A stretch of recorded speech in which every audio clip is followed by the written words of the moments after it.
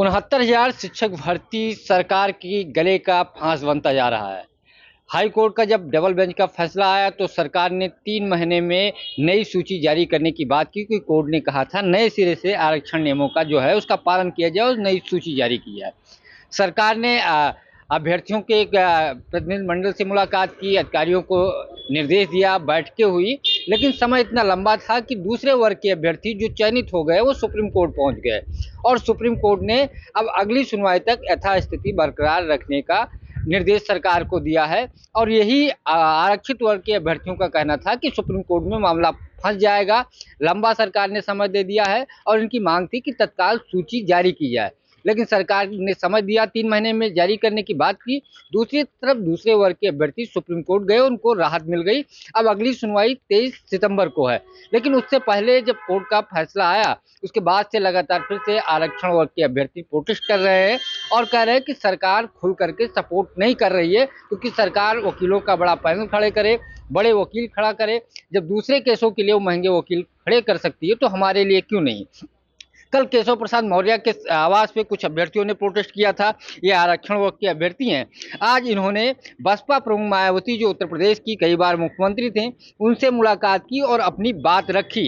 एक शिष्टमंडल था 4-5 लोगों का, जिसमें महिला अभ्यर्थी थे, पुरुष भी थे। उन लोगों ने मुलाकात की। मुलाकात करने वाले कई सारे अभ्यर्थी हमारे साथ हैं जो आरक्षण वर्ग के हैं। आप मुलाकात के समय मौजूद थे? मैं मुलाकात में था, मैंने मुलाकात की। क्या नाम है आपका? मेरा नाम वीरेंद्र कुमार है, प्रयागराज से हूँ। मेरी मुलाकात हुई मानिया जी से, क्योंकि आपने देखा कि जैसे ही फैसला सुप्रीम कोर्ट का आया, हम केशव जी के आवास पे गए। हमें उम्मीद थी कि हमारे नेता हमसे मुलाकात करेंगे, लेकिन जानकारी मिली कि वो आवास में बैठे थे अंदर और बता दिया अधिकारियों से कि कह दीजिए कि हम बैठाए ही नहीं। तो हम जाएँ तो जाएँ कहाँ, चूँकि बहुजन नेता है हमारी, अब बहुत बड़ी नेता है बहुजन समाज की, तो हम लोग उनके पास गए थे। उन्होंने हमें आश्वस्त किया है कि हम आप पीछे आपकी लड़ाई लड़ते आए हैं और आगे भी आपकी लड़ाई लड़ेंगे। हमने उनसे रिक्वेस्ट की है कि मानिया जी आप मुख्यमंत्री को पत्र लिखिए कि मुख्यमंत्री जी कहते हैं हम आपके साथ खड़े हैं, तो ना खड़े हो हमारे साथ बैठे बात करें हमें। अगर वो एक्चुअल में हमारे साथ मदद करना चाहते हैं हमारी, तो वकीलों का पैनल, सरकारी वकील, प्राइवेट वकील, सुप्रीम कोर्ट में 23 तारीख को पहुंचना चाहिए। कहने के लिए, मीटिंग करने के लिए हमारे साथ नहीं खड़े होना चाहना, नहीं होना है। फिर मायावती ने क्या कहा जब आज मुलाकात हुई? जी, हमने अपनी बात रखी है मायावती जी के सामने और उन्होंने आश्वस्त किया है कि आप हमारे समाज के बच्चे हैं, हम पहले भी मदद किए हैं आपकी और आगे भी मदद करेंगे आपको। हमें पूरा भरोसा है कि माननीय बहन जी हमारी मदद जरूर करेंगे। मायावती तो किसी से अक्सर मुलाकात नहीं करती हैं। आप लोगों को समय दे दिया, आप तो जानते होंगे कि मायावती से मिलना बड़ा मुश्किल होता है। जी, तो मुलाकात कैसे हुई? आप लोगों कैसे अप्रोच किए, मुलाकात हुई और इस तरीके की कितनी देर बातचीत हुई? देखिए, सत्ता पे बैठे हुए जो सियासी नेता हैं, जो मलाई खा रहे हैं हमारे वोटों पे, वो उनको हमारा संघर्ष दिखे ना दिखे, लेकिन विपक्ष में बैठे हुए हमारी नेता माननीय बहन जी को हमारा संघर्ष दिखता है। आपने कहा कि उनसे मिलना इतना आसान नहीं है, मैं इस बात का गवाह रहा हूँ। ऑन ट्रैक मैं उनसे 3 बार मिल चुका हूँ। क्योंकि वो हमारे समाज के नेता हैं, तो हमारी पीड़ा वो समझती हैं। हम जितनी बार गए हमसे मुलाकात किया है उन्होंने और हमें आश्वस्त किया है कि आपकी लड़ाई पहले भी लड़ा था और आगे भी लड़ूंगी। हमें पूरा भरोसा है कि बहन जी, क्योंकि बहुजनों की नेता हैं और ये बहुजनों का मामला है, दलित पिछड़े मारे जा रहे हैं, अन्याय हो रहा है उनके साथ। माननीय योगी जी बात करते हैं हमारे लिए कि हम बच्चों के साथ खड़े हैं, न्याय करेंगे। कहाँ खड़े हैं साहब, कहाँ न्याय मिल रहा है हमको? अगर हमें न्याय मिलना होता 4 साल पहले मिल गया होता। नहीं मिला है। हमें जब तक न्याय नहीं मिलेगा, हमारे समाज जितने भी नेता हैं, चाहे पक्ष के चाहे विपक्ष के हो, हम हर दरवाजे जाएंगे, हमें जब तक न्याय नहीं मिल जाएगा। कितनी देर मुलाकात हुई लगभग मायावती से? लगभग हमारी मुलाकात में 15 मिनट हुई है। हम 4 लोग थे, अपनी पीड़ा उनके सामने रखा, हालांकि वो पूरे मामले को जानती 4 हैं। लोगों में कौन कौन लोग थे? मैं था, मेरे भाई ये नवनीत कुमार भाई थे, एक हमारी बहन थी माधुरी फतेहपुर से और एक अमिंदर भाई पटेल हैं प्रयागराज से। वो 4 लोग हम लोग थे। अभी एक आप बड़ी बात की कि केशव प्रसाद मौर्य के आवास पे कल हम जो प्रोटेस्ट कर रहे थे आप लोग, मतलब तो घर में मौजूद थे, लेकिन उन्होंने मिलने से मना कर दिया। लेकिन जिस दिन फैसला आया उस दिन आप लोगों से मुलाकात की थी। उसके थोड़े दिन के बाद जब आप लोगों का प्रोटेस्ट था, फोटो ट्वीट किया था और आश्वासन दिया था कोर्ट का फैसला है, न्याय की जीत है। उसके बाद एकाएक क्यों बदल गए? क्या लगता है? सरकार में बैठे हुए हमारे समाज के नेता हमसे दूरी बना लिए हैं। यही जब ऑर्डर आया तो सबने स्वागत किया। हम लोग प्रोटेस्ट किए, माननीय केशव जी के यहाँ लाठियाँ पड़ी, लेकिन मुलाकात की उन्होंने ट्वीट किया कि हमने बच्चों से मुलाकात की और इनके लिए न्याय के लिए त्वरित न्याय के आदेश का आदेश दिया अधिकारियों को। उस आदेश को दिए लगभग साहब 10 दिन हो गए। उत्तर प्रदेश सरकार का युवा, पढ़ा लिखा युवा उनसे पूछना चाहता है कि त्वरित का अर्थ क्या होता है साहब? अगर त्वरित का मतलब होता है 10 दिन, 20 दिन या 1 महीना, तो ये तो गलत हो जाएगा ना। फिर त्वरित का मतलब होता है तत्काल, इमीडिएट। और उत्तर प्रदेश का उप मुख्यमंत्री अगर किसी अधिकारी को आदेश कर रहा है और उस पर अमल नहीं हो पा रहा है। परसों मुलाकात नहीं की तो क्या लगता है क्यों? क्या उनके बस का नहीं है या और कोई कारण है आवास पे रहने के बावजूद आप लोगों से से आपने कहा कि मना कर दिया मिलने देखिए, से? आपने हमारा एक नारा सुना होगा, हम लोगों ने कहा कि केशव मौर्य चाचा हमारे हैं, केशव मौर्य चाचा न्याय करिए और न्याय नहीं तो कुर्सी छोड़िए।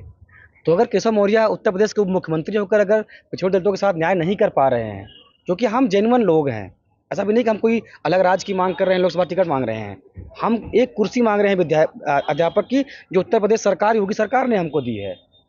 तो अगर वो इस मांग को नहीं पूरा करा पा रहे हैं, अपनी बात नहीं रख पा रहे हैं, तो माननीय उप मुख्यमंत्री जी को कुर्सी बढ़ने का अधिकार नहीं है। इस्तीफा दे दें। बिल्कुल अगर इस्तीफा। पिछड़ों को हक नहीं दिला पा रहे हैं तो केशव को इस्तीफा दे देना चाहिए। क्योंकि पिछड़ों की राजनीति कर आप उप मुख्यमंत्री बने हैं, और अगर पिछड़ों और दलितों को न्याय नहीं दिला पा रहे हैं, तो आपको उस कुर्सी बढ़ने का हक नहीं है। माननीय केशव जी, ये हम अपनी जिम्मेदारी के साथ कह रहे हैं। एक पढ़ा लिखा युवा समाज जिसको आप गुमराह करने का काम कर रहे हैं, बंद कर दीजिए साहब। हम आपके दरवाजे पर आते हैं, आप हमको पानी पिलाते हैं, मिठाई खिलाते हैं और कहते हैं हम आपके साथ खड़े हैं, न्याय करेंगे। मत खड़े होइए हमारे साथ, बैठ जाइए 2 मिनट के लिए, बात कर लीजिए हमसे। हमको न्याय चाहिए साहब, हम राजनीतिक टिकट नहीं मांगने आए हैं, ना विधानसभा का टिकट चाहिए, ना लोकसभा का टिकट चाहिए। हमें एक अध्यापक कुर्सी चाहिए, जो आपकी सरकार ने हमको दिया है, लेकिन छीन लिया है। समय समय पर हमने सिद्ध किया है कि हम जेन्युइन लोग हैं, हाई कोर्ट से जीते हैं, सुप्रीम कोर्ट से भी जीतेंगे, लेकिन ये एहसान करना बंद कर दीजिए कि हम आपके साथ खड़े हैं। अगर खड़े हैं तो 23 तारीख को वकीलों का पैनल सुप्रीम कोर्ट में दिखना चाहिए, तब हम मानेंगे आप खड़े हैं हमारे साथ। धन्यवाद। वकीलों का पैनल दिखना चाहिए। अगर ओबीसी की राजनीति कर रहे हैं तो साथ हो, नहीं तो इस्तीफा दें। आप लोगों को जो डर था, आप कह रहे थे जब हम लोगों से बातचीत होती थी कि मामला लंबा खिंच जाएगा, सुप्रीम कोर्ट फंस जाएगा, लोग जाएंगे, हुआ वही जिसका डर था, अंदेशा था। देखिए 13 अगस्त को हमारा ऑर्डर आता है और हम लोग 15 तारीख से सीआरटी पर अपने अधिकारियों से मिलते हैं, तो उनसे हम लोग यही निवेदन करते हैं कि माननीय, हम लोग बहुत विलम्ब हो चुका है, 4 साल ऑलरेडी हम बहुत पीछे जा चुके हैं, इसलिए आप बहुत जल्द हमारे साथ न्याय कर दीजिए। क्योंकि हाई कोर्ट ने आदेश दे दिए, आप उस हाई कोर्ट के आदेश को पालन करिए और हमें विद्यालय में भेजिए।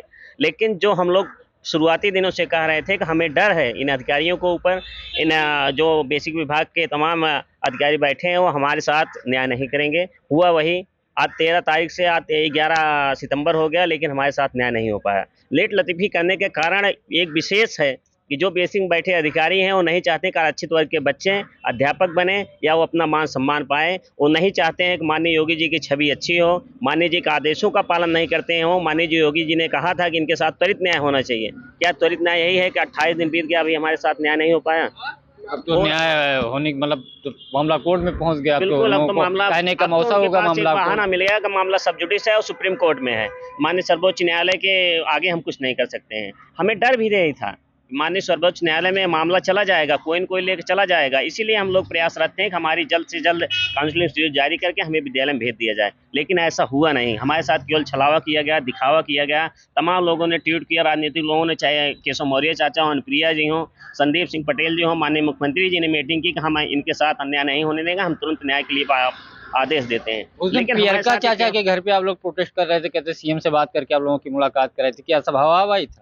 देखिए प्रियंका चाचा से हम लोग गए थे वो निवेदन प्रकाश करने के राजभर। लिए। उन्होंने हमारे लिए कहा था कि एक लात खाने लायक हैं। हालांकि वो हमारे गार्जियन हैं, हमारे चाचा हैं, कुछ बोल सकते हैं, बच्चे के लिए उनका अधिकार है बोलना।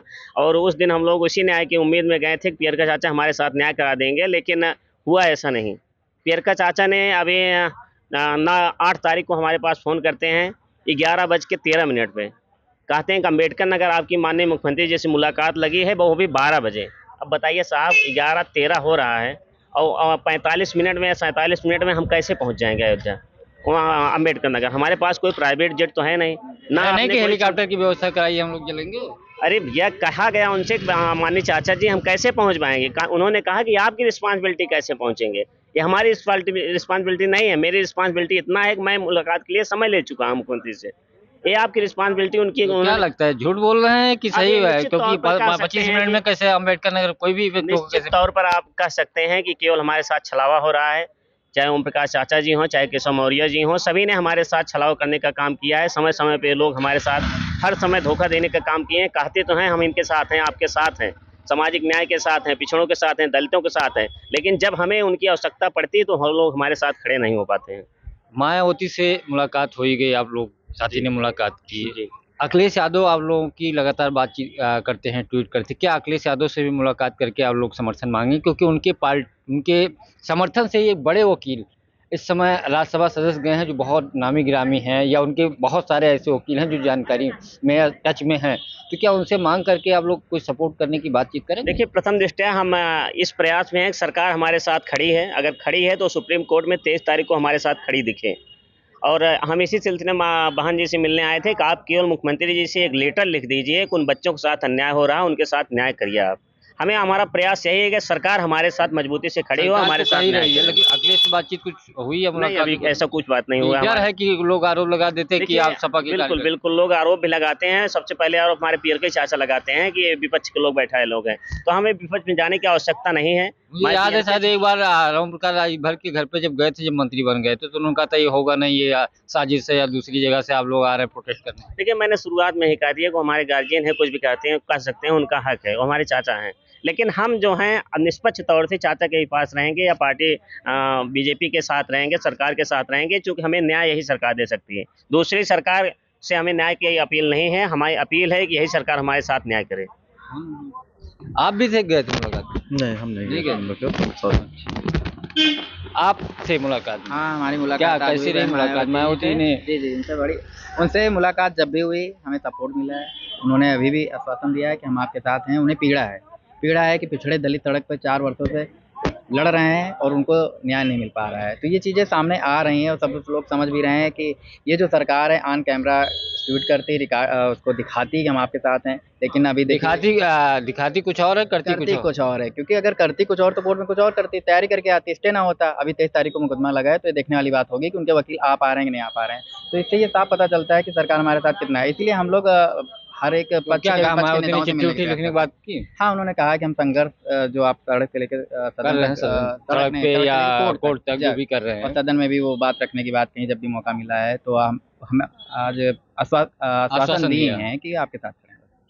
अखिलेश यादव वगैरह किसी और विपक्ष के नेताओं से मिलने का या इस तरीके के नहीं, सपोर्ट मांगने का कोई? सपोर्ट क्या, वो भी ट्वीट करते रहते हैं। ये मुद्दा देखिए हमारा जो 4 साल से चल रहा है, ये एक मतलब व्यक्ति विशेष पार्टी का नहीं रह गया है। वो तो हम लोगों सबका को है, उसमें सबका सारे है, वर्ग सारे के हैं, पिछड़े ये दलित नहीं है जितने ना। सभी का है, यादव बिल्कुल। भी हैं, दलित भी हाँ। हैं, राजभर भी हैं, सारे लोग हैं। जी, तो जी। उसमें तो किसी ये- पार्टी विशेष की बात तो है नहीं। नहीं, और ये मुद्दा पार्टी विशेष होना भी नहीं चाहिए, क्योंकि हम लोग 4 वर्षों से सड़क पर संघर्ष कर नहीं, रहे हैं। अभ्यर्थी ये है तो पीड़ा की पार्टी बात है। विशेष कहाँ से बात आ गई? बिल्कुल, तो ये एक दर्द जो है ये आम जनता को भी दिख रहा है, समझ में आ रहा है। तो आने वाले दिनों में इसका परिणाम भी दिखेगा चुनावों में। तो ये एक चेतावनी नहीं है, ये चीज़ें हैं रियल में जो आने वाले चुनाव में गंभीर असर डालेंगी। जी। उपचुनाव में भी इसका असर दिखेगा? हाँ, बिल्कुल, अगर सरकार दिखावा करेगी तो फिर से उसे नुकसान उठाना पड़ेगा। सरकार दिखावा करेगी तो आने वाले जो 10 विधानसभा के उपचुनाव हैं वहाँ उस पर असर पड़ेगा, और यही नहीं 2027 के विधानसभा में भी इसका बड़ा असर पड़ेगा। दूसरी सबसे बड़ी बात अभ्यर्थियों ने ये कही कि ओबीसी के नाम पे राजनीति करने वाले नेताओं को साथ आना होगा, सपोर्ट करना होगा, और नहीं तो अपने पद से इस्तीफा दे दें। यहाँ तक कहा कि केशव प्रसाद मौर्य जो ओबीसी की राजनीति करते करते यहाँ पहुँचे हैं, वो अब मुलाकात नहीं कर रहे हैं, घर में बैठे रहते हो, बता देते बाहर है। अगर मदद नहीं करनी है ओबीसी जातियों की तो उनको इस्तीफा दे देना चाहिए। वहीं पियरका चाचा के नाम से मशहूर ओम प्रकाश राजभर पर भी बड़ा आरोप लगाया कि मुख्यमंत्री से मुलाकात के लिए अम्बेडकर नगर में थे। 12 बजे का समय बताया, 11:25 पे फोन 13 मिनट पे फ़ोन आता है, तो हम लोग कैसे 40 से 50 मिनट पे अम्बेडकर नगर पहुंच पाएंगे? ये राजभर को खुद सोचना चाहिए। कहीं ना कहीं गुमराह कर रहे हैं और इसका असर सरकार पर पड़ेगा, आने वाले समय में चुनाव पे पड़ेगा। समय रहते सरकार को साथ में आना चाहिए, क्योंकि अभ्यर्थी शिक्षक बनने के बजाय सड़क पे हैं और लगातार वो कोर्ट से लेकर के सड़क तक संघर्ष कर रहे हैं। इनका आंदोलन लगातार जारी है और आने वाले दिनों में भी जारी रहेगा। फिलहाल 23 सितंबर की सुनवाई को लेकर के ये लोग वकीलों के संपर्क में हैं। अच्छे वकील इनकी पैरवी करें, क्योंकि सुप्रीम कोर्ट ने अगली तारीख तक यथास्थिति बरकरार रखने का निर्देश दिया है। इसी बात का इन लोगों को डर था, और जो सुप्रीम कोर्ट का आदेश आया है उसी आदेश से डर था कि जो शिक्षक चयनित हो गए वो लोग सुप्रीम कोर्ट चले जाएंगे और मामला अधर में लटक सकता है। फिलहाल मामला तो अभी लटकता ही दिख रहा है, लेकिन अब इनकी तरफ से किस तरीके की पैरवी होती है और सुप्रीम कोर्ट का क्या आदेश आता है, इस पे सबकी निगाहें होंगी। पंकज चतुर्वेदी, TV9 लखनऊ।